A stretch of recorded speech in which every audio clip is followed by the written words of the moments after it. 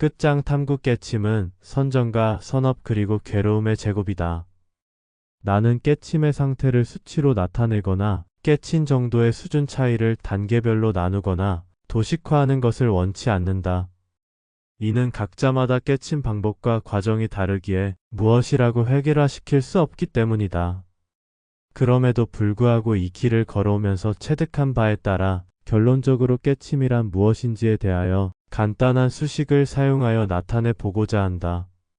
어떤 수행자는 깨침이란 체득과 경험은 중요하지 않다고 말하는데 체득이 없는 깨침은 도대체 무엇을 근거로 말할 수 있다는 말인가?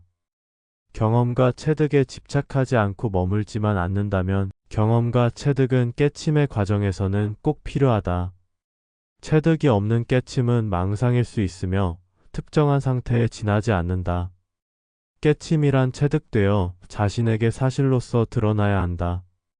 체득이 없는 수행자는 수행자가 아니다. 왜냐하면 인간의 깨침은 자신의 오온이라고 하는 육체와 의식을 통하여 자신의 의식 너머의 의식과 나아가 감추어져 보이지 않으며 드러나지 않는 자신의 영혼을 찾아가는 과정이기 때문이다. 이외에 달리 깨치는 방법은 아무것도 없다. 깨침을 굳이 공식으로 나타내면 RJHKP 제곱이다. Realize JHAN의 굿카머 PAIN 제곱이다. Realize는 자아나 곱하기 굿 카르마 곱하기 페인의 제곱이다. 즉 깨침은 선정 곱하기 선업 곱하기 괴로움의 제곱이다. 깨치려면 공성의 이치를 터득하는 선정이 있어야 하며 착한 업을 쌓아가는 선업의 실천행이 있어야 한다. 또한 깨침에 있어서 선정과 선업보다 더욱 중요한 것이 괴로움이다. 괴로움의 경우 선정과 선업보다도 제곱으로 많아야 하는 이유는 깨침에서는 괴로움이 최상의 지름길이기 때문이다. 만약 괴로움이 없이 선정과 선업만을 닦는다면 마치 수식에서 0이 곱하기에 들어가면 그 해답도 0이 되듯 세 가지 맥의 변수 중 어느 것 하나라도 빠진다면 깨침은 이룰 수 없다. 그 세 가지 중 제일 중요한 것이 괴로움이다. 선정과 선업을 많이 쌓았지만 괴로움이 적다면 그는 평안한 해탈에까지는 이를 수 있어도 존재의 근본 이치인 존재 시스템을 보기 어렵다. 반면 선정과 선업이 다소 부족하더라도 괴로움을 깊이 관하다 보면 자신의 마음과 의식으로는 어쩌지 못하는 거대한 시스템이 이 세상에 작동하고 있다는 것을 알게 된다. 그러면 괴로움에 대하여 끝장 탐구를 해야 하는데 괴로움은 육체에서 전해지는 직접적 괴로움과 자신의 의식에서 오는 내적 괴로움과 다양한 사건에서 들어오는 외적 괴로움을 들 수 있다. 또한 자신이 육체의 한계에 갇혀 있다는 괴로움과 자신과는 무관하게 보였던 만연한 존재의 괴로움까지도 알게 된다. 즉, 존재한다는 것 자체가 괴로움이라는 것을 알게 된다. 이렇게 되면 선정을 통하여 존재의 공한 성품인 공성을 알게 되고 점차로 선업을 쌓아서 좋은 카르마를 쌓아야 한다는 확신이 서게 된다. 깨침이란 공한 상태에서 일체로 보는 해탈의 상태에 머물 것인가 아니면 나아가 괴로움의 실체를 깊이 들여다보고 해탈의 상태에 머물지 않고 진리를 탐구하는 길을 갈 것인가 하는 두 가지 길밖에는 없다. 각자의 선택이며 해탈에 집착하게 되면 그 상태로 평안하지만 존재에서 벗어나지 못하고 이번 생도 끝이다. 반면 존재에 감춰진 진리를 탐구하는 길을 간다면 인과에 얽힌 윤회를 푸는 길을 가는 것이다.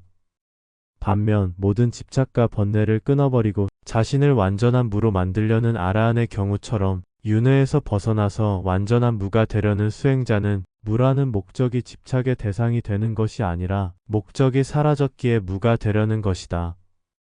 깨침의 공식에서 괴로움이 제곱으로 중요하듯 존재의 만연한 괴로움과 함께하는 아라한은 존재를 들여다보게 되고 존재의 원리도 알게 된다. 이렇게 되면 아라한 자신은 완전한 무에 이른 것이 아니며 이번 생에서만 무인 듯한 상태였음을 알게 된다. 즉 자신이 무가 되려는 아라한은 자신이 존재하는 한은 완전한 무에 이를 수 없음을 알게 된다. 이러한 아라한은 자신의 괴로움은 소멸의 대상이 아니며 만연한 존재의 괴로움까지를 모두 탐구했기 때문이다. 자신의 의지와는 무관한 영원한 시스템인 인과법칙과 윤회법칙, 이것에서 벗어나려면 시스템을 알고 벗어나는 길을 가야 한다. 통째로 보는 해탈의 상태는 존재를 못 벗어나게 하는 지독한 함정이다. 그래서 존재를 들여다볼 때는 반드시 분리하여 이원론으로 봐야 한다. 인과에 얽힌 윤회의 사슬을 정령 끊고자 하는 아라한은 사라진 듯한 유여열반이 아닌 실제로 아무것도 남기지 않는 완전한 무가 되는 무여열반의 길을 가게 된다. 이러한 아라한이 마침내 더는 살 이유가 사라지면 제일 먼저 하는 행동은 식사량을 줄이는 것이다. 존재가 제공하는 호흡마저도 점차로 줄인다. 이러는 이유는 더는 존재하고 싶지 않기 때문이며 모든 미련과 집착이 소멸하여 무의미하기 때문이다. 정확히는 존재란 무의미보다는 부조리하기 때문이다. 시스템 자체가 거친 야생의 척자 생존인 것이 문제이다. 설령 인간으로의 윤회를 끊고 천상에 태어난다고 하여도 인과가 닿으면 다시 인간으로 윤회해야 한다. 돈이 있어도 괴롭고 돈이 없으면 더 괴롭다.